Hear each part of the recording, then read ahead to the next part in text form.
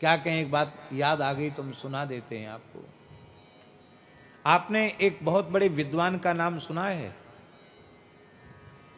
महाकवि केशव। महाकवि केशव, जिन्होंने रामचंद्रिका नामक ग्रंथ की रचना की। महाराजा वीर सिंह जी देव के वो दरबारी कवि थे, महाकवि थे, पवित्र ब्राह्मण कुल में जन्म हुआ था और बड़े विद्वान थे वो। गोस्वामी तुलसीदास जी के साथ भी उनके जीवन का एक प्रसंग है। गोस्वामी तुलसीदास जी के पास जब काशी में दर्शन करने महाकवि केशव पहुंचे तो तुलसीदास जी ने कहा कि प्राकृत कवि केशव को आने दो। ये बात उनके कान में पड़ गई तो लौट गए वो।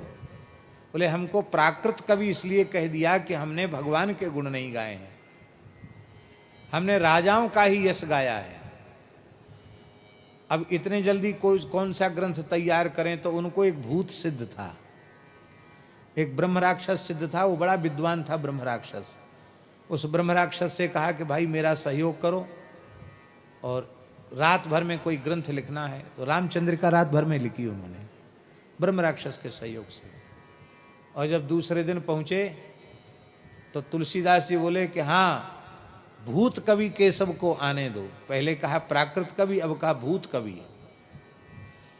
तब केशव ने चरण पकड़ लिए, बोले महाराज आप जैसे सिद्ध संतों से कुछ छिपा नहीं है। फिर भी बोले आपने कैसे भी राम जी के गुण गाए हैं, कुछ सुनाओ हमको। तो कुछ सुनाया भी उन्होंने।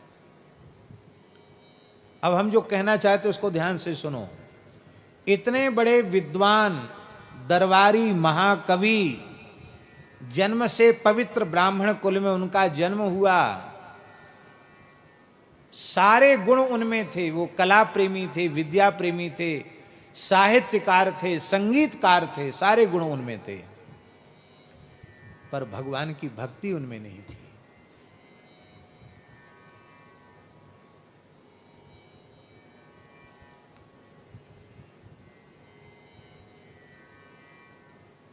एक बार एक 15-16 साल की किशोरी कन्या लड़की ने उनसे कहा,